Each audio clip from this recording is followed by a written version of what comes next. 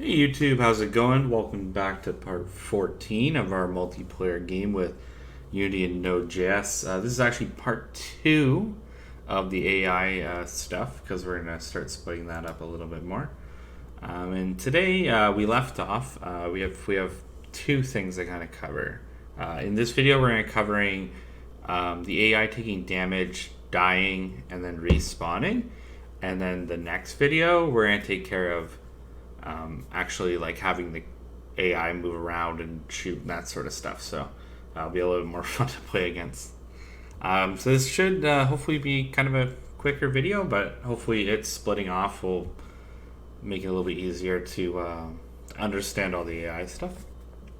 And there's lots of room for optimization, by the way, in how I did this. I was debating on doing a bunch of different changes to kind of make it just kind of flow better and just work better, but I decided for ease of use and for people learning and implementing AI for the first time, this could be something that we could just kind of come back to later. So that's what we're going to be doing. So you're going to see me, I'm basically going to be like taking like the responding stuff we already have, I'm going to be redoing it for the AI. And like I said, that could be abstracted out or whatever to its own thing, but we're going to be doing it for the AI, and then hopefully that just gets people that are new into AI and stuff to just kind of understand the concept. So the first thing we're going to do is in the AI base, we need like the respawning stuff. So if I go over to the player class, the player has a bunch of respawning like variables. It has a respawn counter, has a thing for it to deal damage. So we're basically going to be taking that sort of stuff. So if you want to come in into your AI class here, and we're going to be grabbing this stuff here. So you need the health, if they're dead, like that trigger, and then the respawn ticker and respawn timer. In Tiny Engineers, I actually have this kind of like as its own like little class, like Vector 2, where it's called a timer class. I mean, it works out quite nice, but like the previous tutorial, we'll just kind of use what we're using. So you can just go ahead and copy that from the player class. And you can totally see where I mean, like I could have some sort of base class that fits in between here. That's like a playable character or something that has a lot of this functionality. You can go ahead and copy both the deal damage and the respawn counter. We won't have to make any changes to this besides maybe some console changes, so it doesn't say player. So we'll go into the respawn counter. Everything should be good except for we're going to say respawn AI. We can still show its ID because it will be unique. We'll spawn them at the same place we were spawning them at before. And then the deal damage should be good. So just like the player, they're going to take damage. If they're below 0, they'll die. In which case, this will get called per frame to update. And after the 3 seconds, they'll respawn back into the game. So you can go ahead and save that. And we're going to go into the game lobby. So the game lobby, mostly we're going to be looking at when the AI dies and when a bullet actually hits the AI as well. So we're going to be dealing with the update dead players and the on collision destroy. So what we're going to be doing is after we've checked if it's hit a player, we're just going to be kind of looping through the AI. So if we haven't hit a player, so if there's no player hit, and for this trigger, for it to actually work here, we have to actually trigger it. So before you didn't have to. So we're going to put right here, we're going to say player hit true. So if the bullet does get hit on anybody, player true should despawn the bullet. And then this won't fire for the AI because there's no point if you already hit somebody else in the game. there's no point in checking the AI. Okay, so a little different is we have to grab the AI, and like we did with the last AI, we threw them kind of like in a thing for all server items. So you have to assume that server items could have like loot drops and weapons and all that stuff in it. So you have to use the filtering method in order to filter out all AI. Otherwise, you're going to be trying to check to see if bullets hit other things. If you have like a crate, for example, that you spawned and you wanted to destroy it, then you can just filter out all the crates and do that check as well. So there's a bunch of different things you can do, which is super handy. If you didn't want crates to destroy and everything kind of just like goes through stuff, then you can do it this way. Okay, so we're going to be checking AI base here, and I'm just going to double check to make sure we have AI base up at the top, which we are golden. And we'll come back down and put the last semicolon there. Okay, so because now we have a list that are just AI, we can do a for each on these guys. I will say AI. This will be an arrow function, and we'll do some things on this. So this is going to look very similar to above with like slight changes. So just like above, the first thing we're going to do is we're going to say bullet dot activator is not equal AI dot ID. Not have adlibs there. Make sure we can type today. Check. Okay, we're going to grab the distance like above. It'll be bullet.position.distance. And you're welcome, like, honestly, like, I'm mostly going to be copying a lot of this. I just don't want to, like, oh, you got to copy this and then these are the changes you got to do. Because we're going to be changing a lot of things with AI instead of player. Yeah. We're going to be checking, we're all tanks in this case, so we're still going to check the 6.5 here.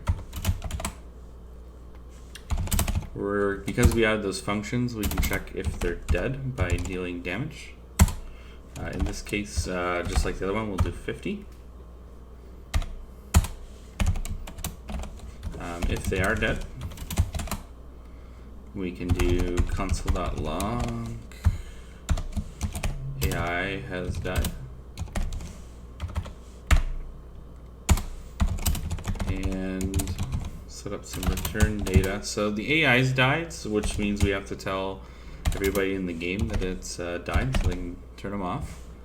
Because we've written things generically, where it's just grabbing the ID. The cool thing about the system with everything having unique IDs and everything that's spawned is kind of put into one array on the client or one list in the client, we can reutilize a lot of functions that we're doing for our player. So if you can be general as possible with these events, then it tends to work out with AI. What we're going to do is lobbies get closed after you have 0 people, so we can always assume that there's at least a connection here. So we'll say at 0. If you have, for example, in Tiny Dungeoneers, I have empty rooms and stuff, you might have to actually, well, in theory, the AI shouldn't have died, but a case could be you have arrows in the environment that are firing. Somehow the AI is still running, gets hit by an arrow, and then you don't have anybody in the dungeon. So in that case, you might want to do a check to make sure there's things in there. But that seems kind of like a very odd case itself. Make sure this is player died with some return data. I'm just going to copy this line up here. It is the same with the swap out of C for lobby.connection 0. Beautiful.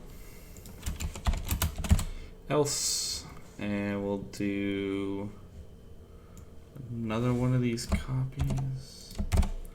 We'll say AI with ID at AI ID has AI.health.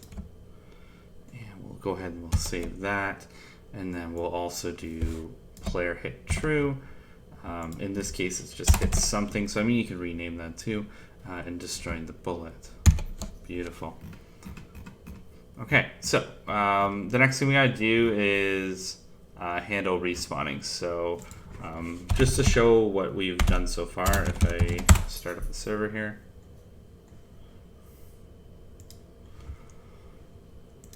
That's started. We'll start in the game. We'll hit join now. We'll drive around. We'll shoot the bullets. And you'll see that we now destroy. We're all good. The AI's died. All that jazz. And now they're not going to respawn. So if I sat here and waited, we passed the 3 seconds. Nothing's going to happen. So we're going to do that. Closing down the lobby. And we're going to go up here to update dead players. So if you go to update dead players, we have to also update the list of AI. So let's go ahead and we'll grab that again. Let's say AI list is equal to lobby.connections. Sorry, lobby.server items. Filter. Item is equal to return item, basically if it matches AI base. Beautiful. We're going to do, I'm actually just going to copy this because this one's probably the easiest. So we're going to copy up to the for each here. We're going to say AI list, and then we'll paste that guy. Oh, forgot the decimal. There you go. Okay, cool. So we don't need the player because we're not a player. Therefore, we need to rename this to AI. So looping through AI. AI is dead. Should we respawn them? AI.respawn counter, right? If we go into the base, respawn counter. If it wants us to respawn, we're going to grab the latest socket. So like we did before. And we already have reference to connections up here. So I'm going to say connections at 0, right? We already went over this. We should be guaranteed, at least in this instance, that we always have somebody in the lobby. Connection at 0.socket. The return data is going to be ID, which is the AI ID. And the position is AI.position as well. We'll come down here. Because we've set like a default socket, we can leave socket, player respawn, all that jazz. All right, we'll save. It now restarts the server.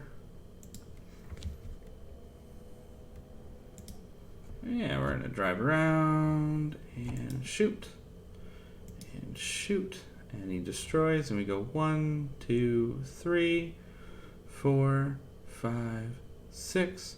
Not responding because we have an error. There we go. Okay, so this is good. I've noticed a lot of people that follow my tutorials tend to come in and send me errors just like this without debugging. So this is a good one. This is something you'll come across at least because it's probably because I'm using VS Code for my JavaScript, but it doesn't really give you like IntelliSys to be like, hey, I don't know what vector is. So this error is simply saying we don't know what vector 2 is, and it's happening at AI base 31. So you can either control click there, or we can go to AI base. We'll go to 31. That'll confirm that this line is the problem, which is vector 2, and it's because we haven't imported it yet. So we'll import vector 2.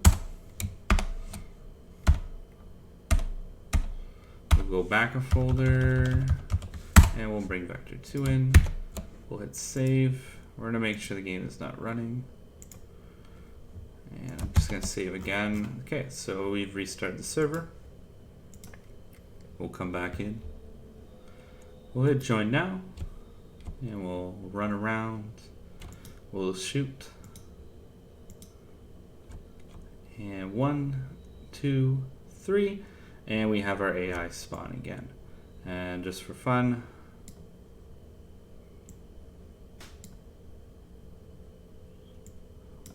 think it's actually hitting the wall in this case. Alright, let's move our spawn points over here. We will say -7.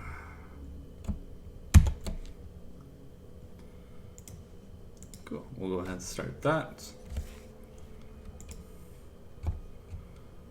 1, 2, 3. This guy's soaking up damage for some reason. What do we got here? AI's died. Oh, okay.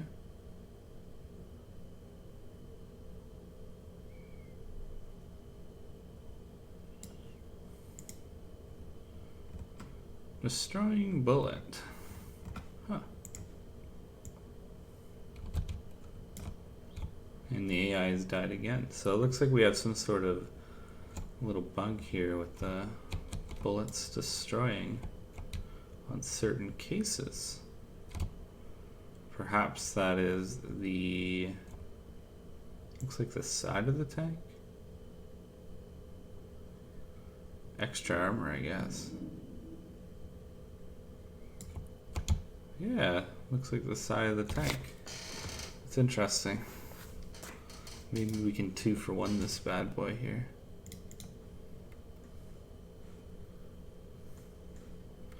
Let's go into the bullet, and we'll go into the collider.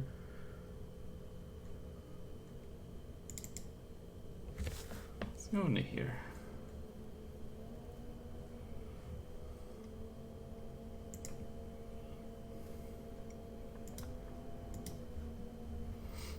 Sometimes when I load up the script, it doesn't actually load up the script. It sits here and it does that. There we go. Okay, so if the network identity is null, or the this is me. Oh, it's not me. Then we'll say collision destroyed. Interesting. So it's definitely going to the server. It's destroying the bullet, but it's just destroying the bullet. It's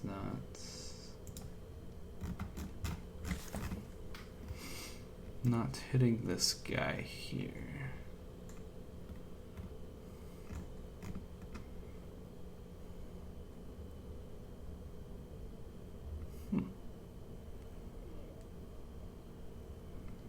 Wonder if we can just despawn the bullet as well.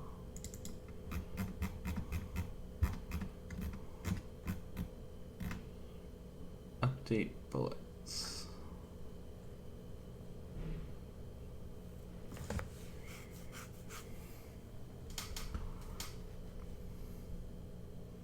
This just does an extra update for us.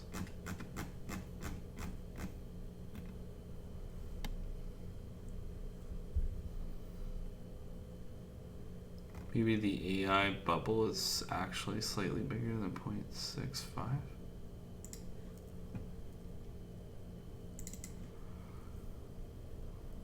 Looks like it's like 1.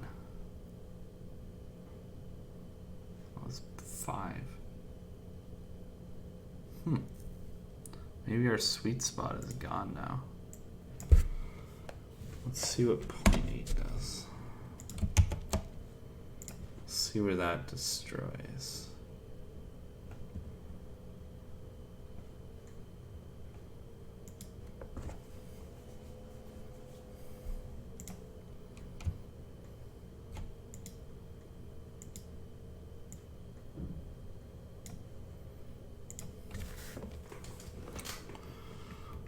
Okay, let's see here.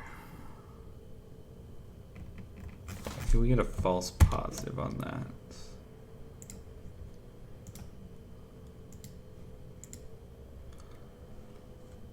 Bring this over to my other screen here, and then I can see the output. So we're going to drive forward, we're going to drive shoot, it's destroying the bullet, it gave the enemy 50 health, okay. And now he's destroyed.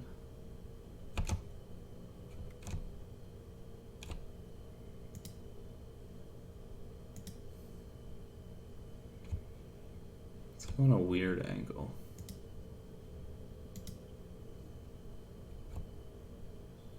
No, I think it's all working now. Huh, okay. Yeah, maybe we just had a weird fudge number from our server before. So I'm going to upgrade these both to actually 0.8. And maybe that'll give us more consistent damage. So this radius is based on, it's similar to the number, like it should almost be exact. But then there's some like visual elements that you have to like take into account. Because you're basically representing this geo as like circles and squares and stuff on your server, so you have to kind of like visually represent it in your mind, I guess. So yeah, so we'll fix that. That'll be a nice little fix. And as a result, for our server, if we go back to the game, for the tutorial, we now have dying and responding. So the next point of the server is having the AI move. And then perhaps maybe we'll have after that the AI shooting, whether that gets into one video. I'll probably end up doing it in one video because it's all part of the same state machine, that if I go back in the AI base, everything's going to kind of run off the update here. And we're not going to do any pathfinding or any of that. I'm simply just going to take the map as like a bounds, like max min sort of thing, like along the wall. If you're looking for pathfinding, that sort of stuff, join the Discord. I found, I believe it's called NPM, it's an NPM package called Pathfinder. And normally what I do is I just represent this map as a 2D grid. And then Pathfinder can just do A star to it. Or I believe they actually run a couple algorithms. They probably run a combination of Dijkstra's as well. And you can do that sort of thing. So we're going to be doing that. We're going to get the AI moving. And then we're going to get into databases. I know I keep saying, oh, we're so close to databases. But I really want to get AI done. And I really want to do AI in like multiple videos. And yeah, we're going to get there.